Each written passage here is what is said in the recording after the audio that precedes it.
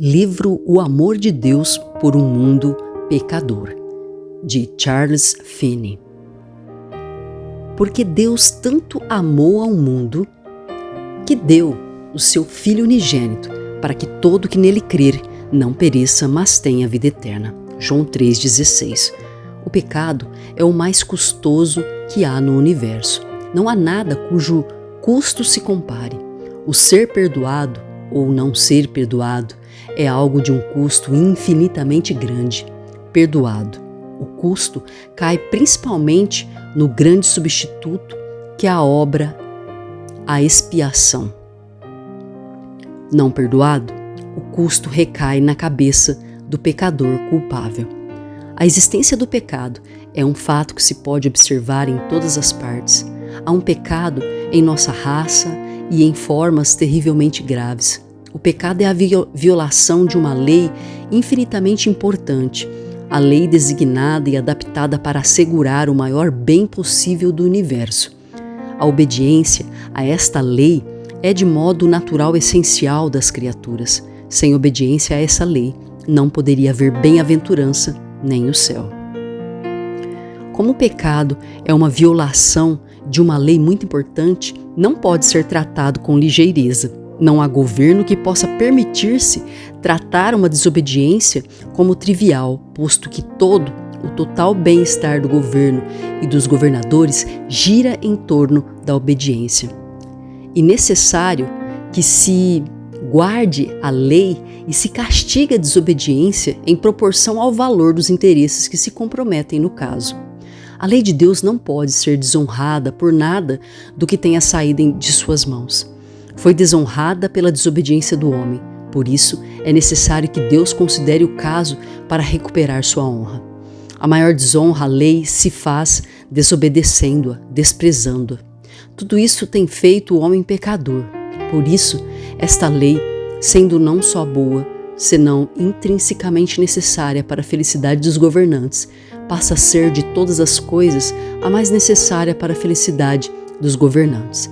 Passa a ser de todas as coisas a mais necessária que o legislador reivindique. Não pode por menos que fazê-lo. Não pode por menos que fazê-lo. Por isso, o pecado implica grandes despesas no governo de Deus. O bem, a lei há de ser executada às custas do bem-estar da raça inteira.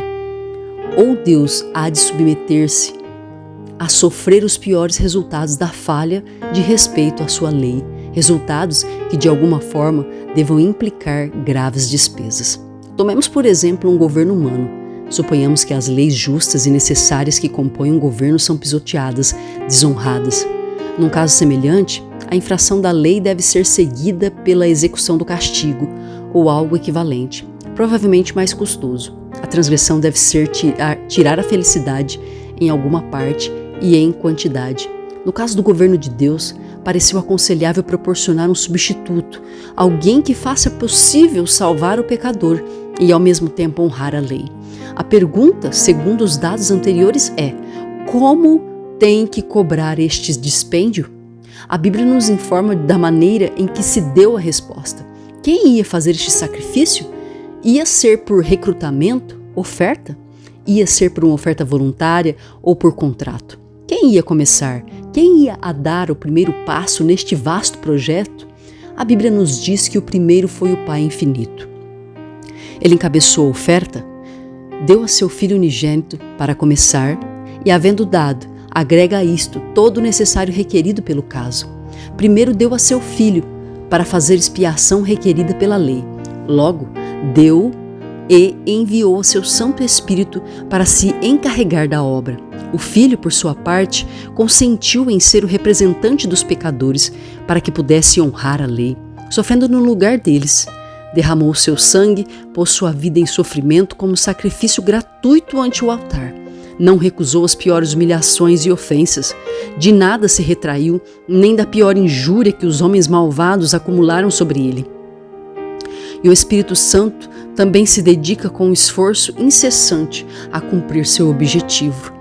Teria sido um método muito simples o ter enviado a toda a raça pecadora ao inferno de uma vez. Fez algo assim quando certos anjos não guardaram o lugar que lhes correspondia. Teve uma rebelião no céu. Deus não a tolerou ao redor do seu trono, mas no caso do homem, seguiu outro curso.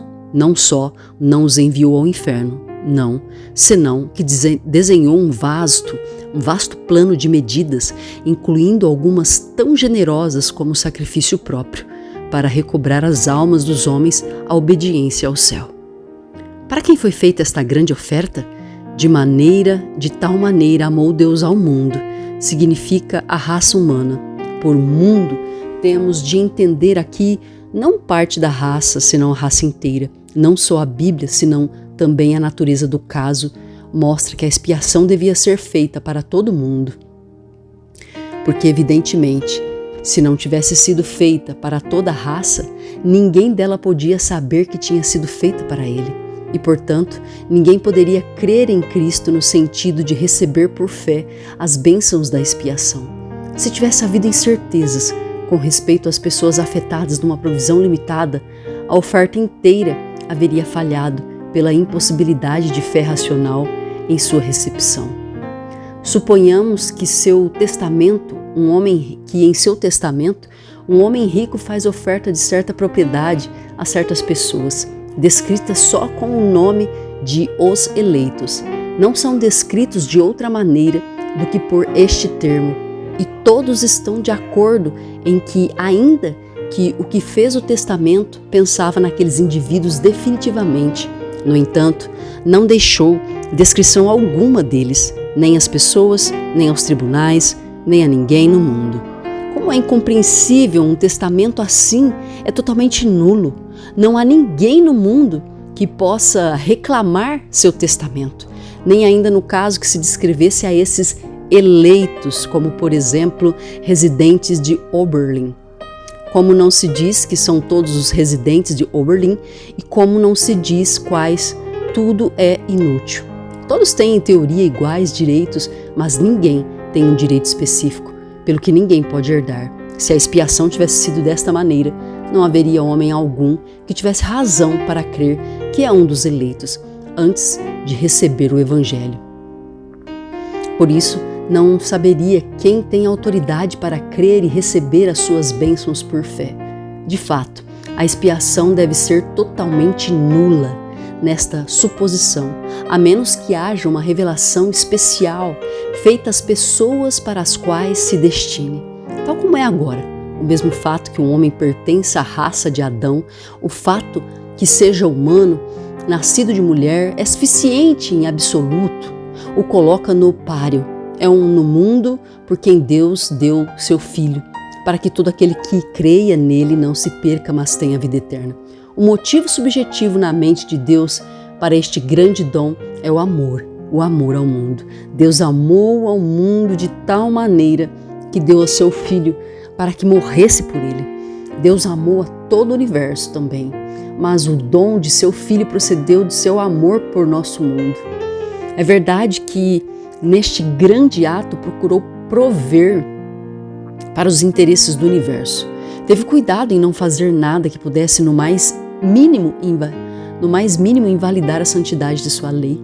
De modo mais cuidadoso procurou evitar qualquer erro com respeito à consideração à sua lei e aos elevados interesses da obediência e felicidade de seu universo moral. Quis evitar para sempre o perigo de que algum ser moral nunca se sentisse tentado a desprezar a lei moral. Porém, além do mais, não foi só por amor às almas, senão pelo respeito ao espírito da lei de sua razão eterna que deu ao seu Filho para morrer. Nisto se originou o propósito de entregar seu Filho. A lei por si mesma tem que ser honrada e considerada santa. Não pode fazer-se nada incompatível com seu espírito. Tem que fazer tudo o possível para prevenir que se cometa pecado e assegurar confiança e amor de seus súditos.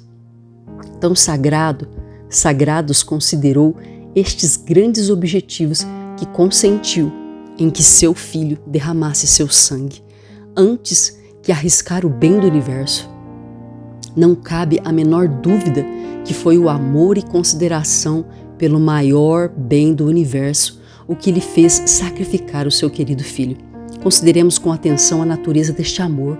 O texto faz uma ênfase especial nisto, que Deus amou de tal maneira, seu amor foi de tal natureza, tão maravilhoso e tão peculiar em seu caráter, que lhe conduziu a dar o seu próprio filho para morrer. Implica-se mais evidentemente nessa expressão que simplesmente sua grandeza.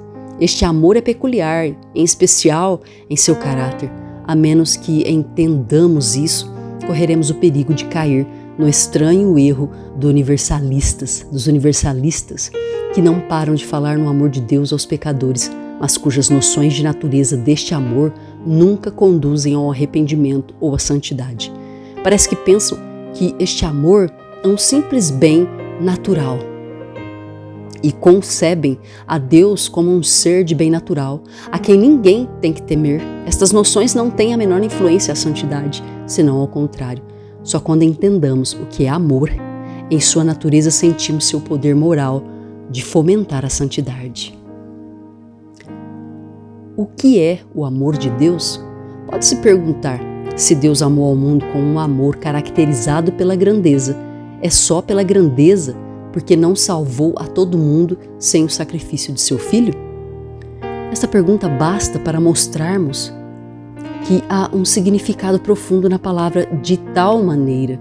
Isso deveria colocar-nos ao aviso no estudo de seu significado. Este amor em sua natureza não é complacência, um deleite no caráter da raça. Isso não podia ser, porque não havia nada de bom em seu caráter. Deus ter amado a raça com complacência teria sido infinitamente degradante para ele. 2. Não era apenas uma mera emoção ou sentimento. Não era um impulso cego, ainda que alguns parecem que supõem assim. Parece que frequentemente se supõe que Deus atuou, como fazem os homens, levado pela emoção forte. Mas não poderia haver virtude nisso. Um homem pode dar tudo no impulso cego de sentimento e não é mais virtuoso por isso.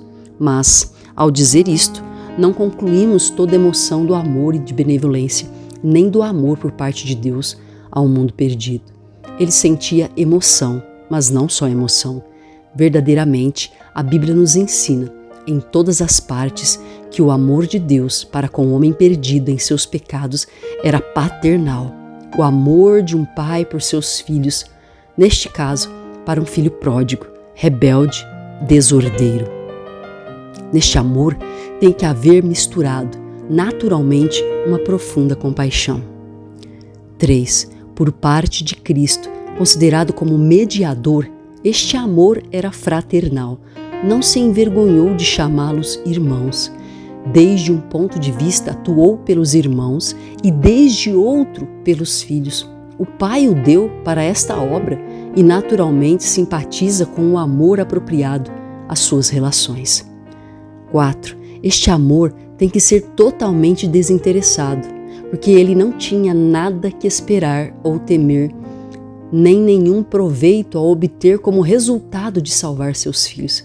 Na realidade, é impossível conceber a Deus como egoísta, posto que seu amor abraça a todas as criaturas e todos os interesses segundo seu valor real.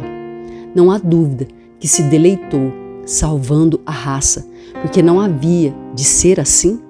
É uma grande salvação em todos os sentidos e aumenta de grande maneira a bem-aventurança do céu, de grande maneira afeta a glória e bem-aventurança do Deus infinito. Eternamente se respeitará a si mesmo por este amor desinteressado. Ele sabe que todas as suas santas criaturas lhe respeitaram eternamente por sua obra e pelo amor que fez que tivesse lugar. Mas temos que dizer também, ele sabia que não lhe respeitariam por sua grande obra, a menos que vissem que a teria feito pelo bem dos pecadores. 5. Este amor era tão zeloso, não o estado frio de mente que alguns supõem, não em abstrato, senão um amor profundo, zeloso, fervente, ardente em sua alma, como um fogo que não se apaga. 6. O sacrifício foi de suprema abnegação. Não lhe custou ao Pai entregar a seu próprio filho para sofrer e morrer uma morte assim? Se isso não é abnegação, como vamos chamá-lo? Dar assim seu filho com tanto sofrimento não é a forma mais elevada de abnegação? O universo nunca podia ter ideia de uma abnegação assim. 7. Este amor era particular porque era universal, e também era universal porque era particular. Deus amou a cada pecador em particular, e por isso o amor a todos, porque os amou imparcialmente, sem acepção de pessoas. Os amou a cada um em particular. 8. Foi um amor muito paciente. Quão raro é encontrar um pai que ame a seu filho tanto que nunca esteja impaciente com ele. Deixe-me inquirir, vós que são pais, e diga-me se nunca tiveram impaciência com respeito a vossos filhos, até o ponto que, apesar de suas provocações, tinham podido abraçá-los e amá-los até que se arrependessem por amor? Ou qual de vossos filhos podem dizer, meu pai nunca perdeu a paciência comigo? Com frequência ouvimos os pais dizerem, amo meus filhos, mas me acaba a paciência às vezes. Mas Deus nunca se impacienta, seu amor é profundo e tão grande que é sempre paciente. Geralmente, quando os pais têm filhos inoportunos, estes são objeto de especial compaixão e os pais podem ter uma paciência infinita com eles. Mas quando os filhos são maus, parece que oferecem uma boa desculpa para que os pais sejam impacientes. No caso de Deus, somos filhos não inválidos, senão maus, com uma inteligência corrompida. Mas, assombrosa paciência, tão desejosa de nosso bem, de nosso máximo bem-estar, que ainda que nos comportemos mal com Ele sempre está disposto a bendizer-nos e derreter nossa rebeldia em penitência e amor, por meio da morte de seu Filho em nosso lugar. 9. Este foi um amor ciumento, não no mau sentido, senão no bom sentido, no sentido de ser extremamente cuidadoso, para que nada ocorra que dane aquele a quem ama. Como o marido e a esposa que se amam e sentem cuidados com respeito ao bem-estar mútuo, procurando fomentá-lo em todas as formas possíveis. Esta dádiva é feita realmente, não já prometida. A promessa foi cumprida. O Filho veio, morreu e pagou o resgate, uma salvação preparada para todos os que a aceitam. O Filho de Deus morreu, não como alguns entendem, para satisfazer uma vingança, senão para cumprir as exigências da lei.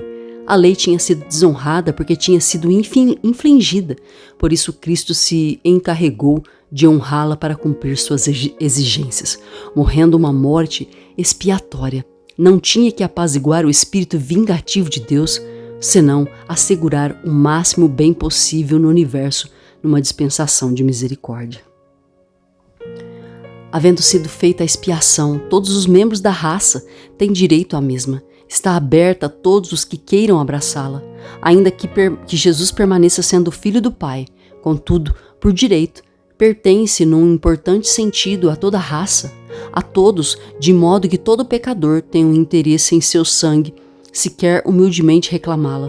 Deus enviou a seu Filho para ser Salvador do mundo, para que todo aquele que queira crer aceite esta grande salvação. Deus dá o seu Espírito para que aplique esta salvação aos homens. Este vem à porta de cada um e chama para ser admitido. Se pode e mostrar a cada pecador que pode ter salvação agora. Que trabalho de amor é este!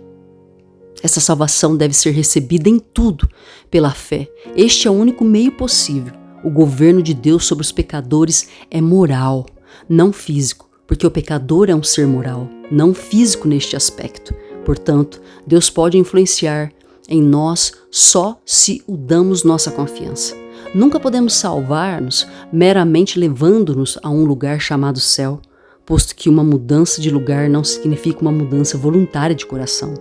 Não pode haver, pois, outro caminho para ser salvo que a simples fé.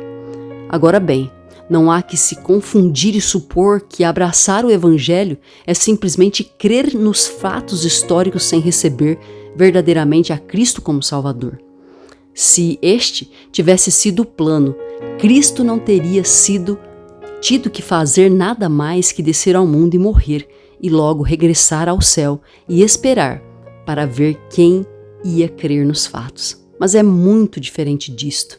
Agora Cristo vem a encher a alma com sua vida e seu amor. Os pecadores penitentes ouvem e creem na verdade a respeito de Jesus e logo recebem Cristo em sua alma para viver e reinar nela de modo supremo e para sempre. Sobre este ponto, há muitos que se equivocam. Há muitos que se equivocam dizendo: se creio nestes fatos históricos, basta. Não, não, não. Isto não é assim, de nenhuma maneira. Com o coração se crê para a justiça. A expiação foi realizada para prover o caminho em que Jesus alcançasse o coração dos homens e os atraísse em união e afinidade com ele, para que Deus pudesse abraçar com seu amor aos pecadores, para que a lei e o governo divino não fossem desonrados com tais mostras de amizade mostradas por Deus aos pecadores. Mas a expiação, de nenhuma maneira, salva aos pecadores, exceto no sentido de que lhes prepara o caminho para entrar em comunhão e afinidade do coração de Deus. Agora Jesus vem à porta de cada pecador e chama: atenção! Por que chama? Porque não foi ao céu e ficou ali para que os homens crescem nos fatos históricos e fossem batizados, como alguns supõem, para a salvação. Por outro lado, veja como alcançou, disse ao pecador, o que tem feito, lhe revela o seu amor e lhe diz o santo e sagrado que é, tão sagrado que ele não pode obrar de modo algum sem referência à santidade de sua lei e à pureza de seu governo. Assim, imprimindo no coração as mais profundas e amplas ideias de sua santidade e pureza, faz ênfase na necessidade de um profundo arrependimento e o sagrado dever de renunciar ao pecado. Conclusão. 1. A Bíblia ensina que os pecadores podem perder seu direito ao novo nascimento e situar-se mais além do alcance da misericórdia. Não faz muito que fiz notar a necessidade de guardar-se contra os abusos de seu amor. As circunstâncias são tais que criam o maior perigo deste abuso. E, portanto, ele deve fazer saber aos pecadores que não podem abusar de seu amor, e se o fazem, não farão com impunidade. 2. Baixo ao Evangelho, os pecadores estão em circunstâncias da maior responsabilidade possível. Estão no maior perigo de pisotear ao próprio Filho de Deus. Vinde, disseram, matemo-lo e apoderemo-nos da sua herança, quando Deus enviou ao final a seu próprio Filho. O que disseram? Agregaram a todos os seus pecados e rebeliões anteriores o maior insulto possível a seu glorioso Filho. Suponhamos que ocorresse algo análogo baixo a um governo humano. Ocorre uma rebelião em uma das províncias. O rei envia seu próprio filho, sem um exército, para apaziguar a rebelião, com mansidão e paciência, tratando de explicar-lhes as leis do reino e exortá-los à obediência. O que fazem neste caso? De comum acordo, se apoderam dele e lhe dão a morte. Mas você nega a aplicação disto e pergunta: quem matou o Filho de Deus? Não foram os judeus? Ai, e não tiveram todos vocês pecadores partes em sua morte? Não mostra o modo que você trata Jesus Cristo, que está em plena simpatia com os antigos judeus que deram morte ao Filho de Deus? Se tivesse estado ali, teria gritado mais forte que eles: fora! Crucifica-o! Não tem dito sempre: aparta-te de nós, porque não desejamos conhecer teus caminhos? 3. Foi dito de Cristo que, sendo rico, se fez pobre para que com sua pobreza pudesse ser nós enriquecidos. Quão verdadeiro é isto! Nossa redenção custou a Cristo sua vida. Era rico, mas se fez pobre. Nos chamou infinitamente pobres, mas nos fez rico com todas as riquezas do céu. Mas dessas riquezas ninguém pode participar senão a aceitou de forma legítima. Tem que ser recebidas nos termos propostos ou a oferta passa despercebida e o que não a aceita fica mais pobre que se não a tivessem posto ao alcance destes tesouros. Há muitas pessoas que parecem que compreendem mal todo este ponto. Parece que não creem o que Deus disse, senão que continuam repetindo: sim, sim, se tão só tivesse salvação para mim, se tivesse providenciado expiação para o perdão de meus pecados. Esta foi uma das últimas coisas que ficou clara em minha mente antes de entregar-me totalmente na confiança de Deus. Havia estado estudando a expiação, via seus aspectos teológicos, via o que exige do pecador, mas me irritava e dizia: se me fizesse cristão, como poderia saber que Deus me recebeu? Baixo a esta irritação, disse coisas estúpidas e amargas contra Cristo, até que minha própria alma estava horrorizada de minha maldade, e disse: compensarei de tudo isto a Cristo se me é possível. Desta forma, muitos avançaram baixo ao ânimo que lhes dá o Evangelho, como se fosse só uma aventura, um experimento. Dão um passo adiante, cuidadosamente, com temor e tremor, como se fosse extremamente duvidoso se há misericórdia para eles.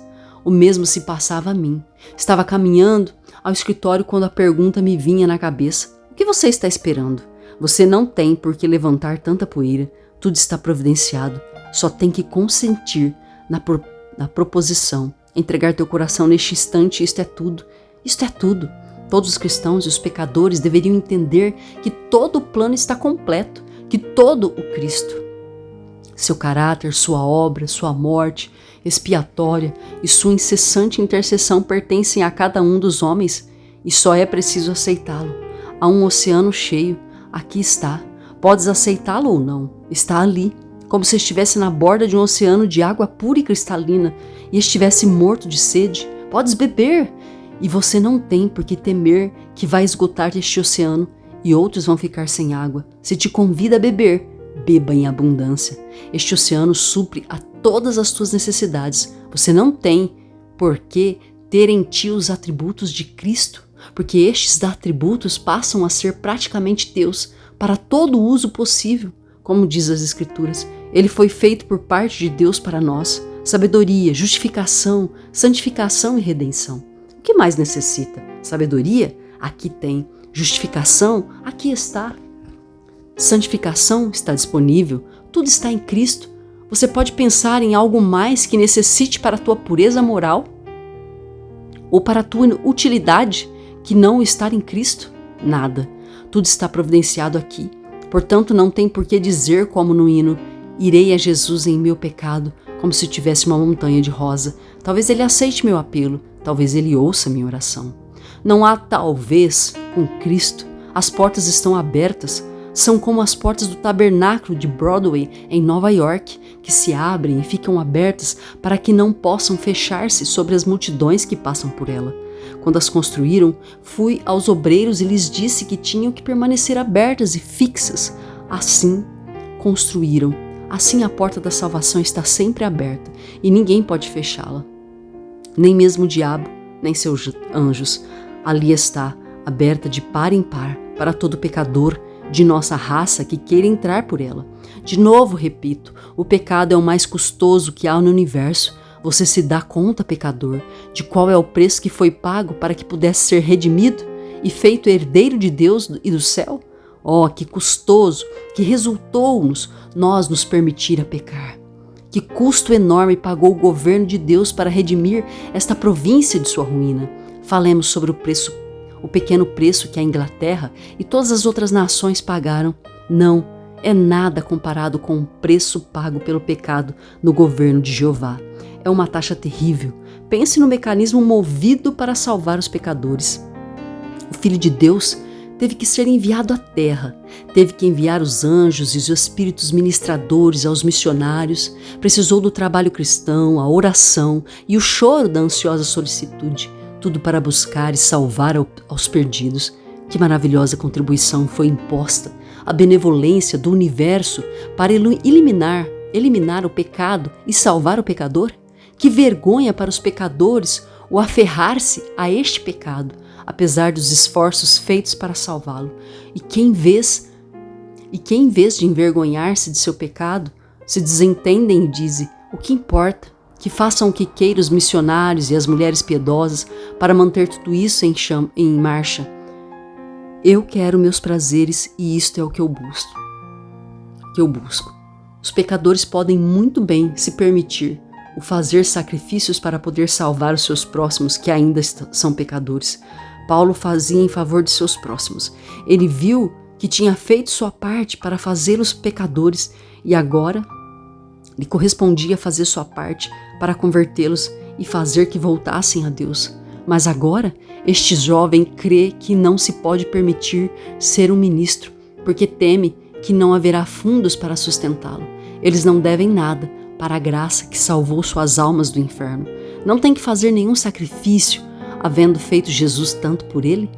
E outros cristãos também não têm orado e sofrido e trabalhado para a salvação de sua alma.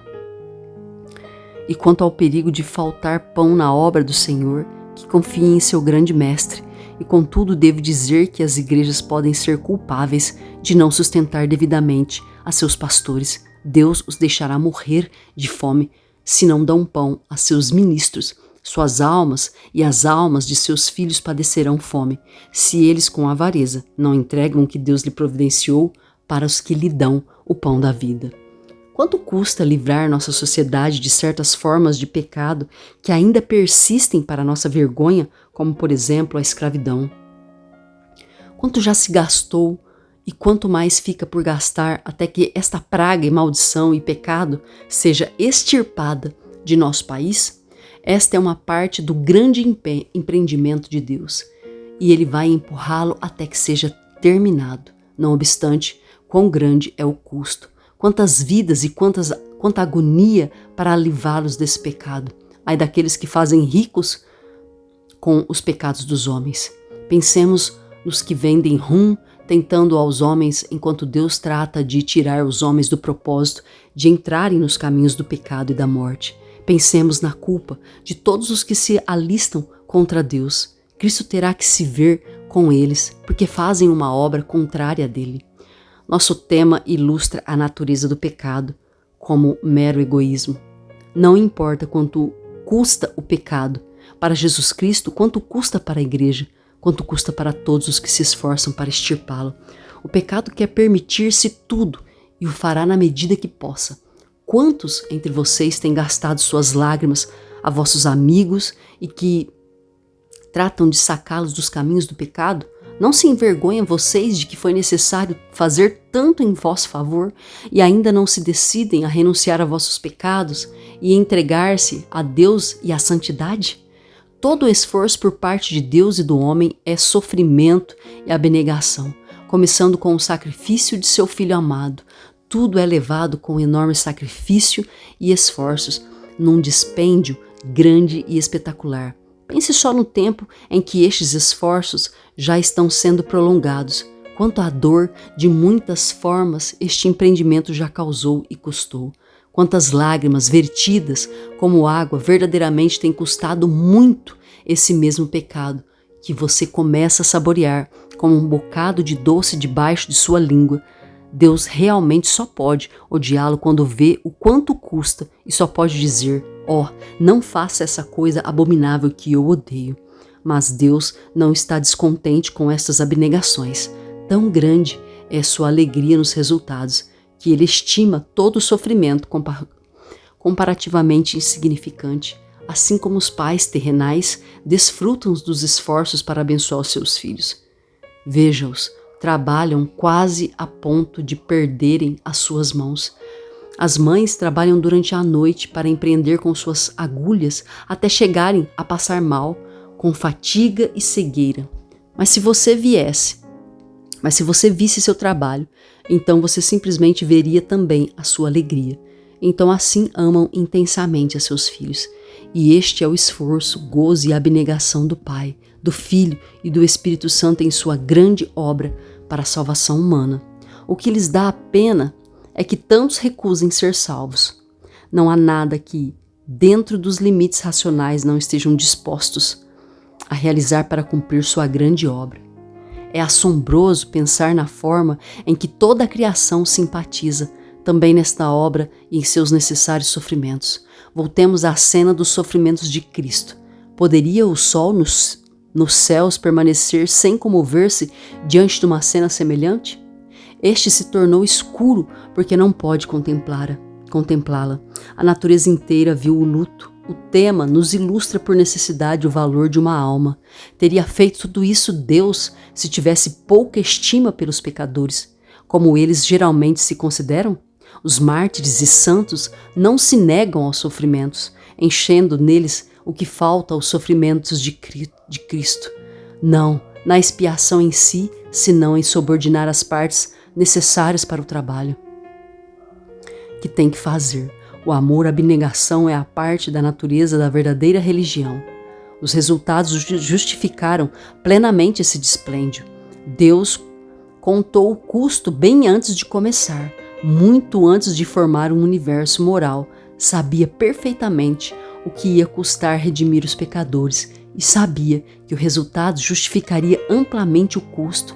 Sabia a maravilhosa misericórdia que se efetuaria e o grande tamanho do sofrimento que se exigiria a Cristo e que os resultados deles seriam infinitamente gloriosos.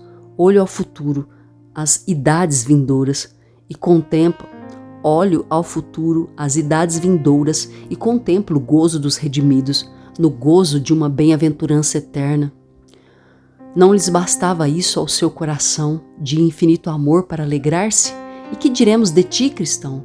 Vai dizer que te dá vergonha de pedir, que se te perdoe? Vai dizer que não pode receber tanta misericórdia?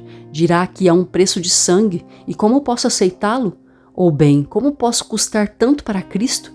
Você tem razão ao dizer que lhe custou muito toda a dor que sofreu, mas não tem que sofrê-lo outra vez, e não lhe custará mais pelo fato de você aceitá-lo.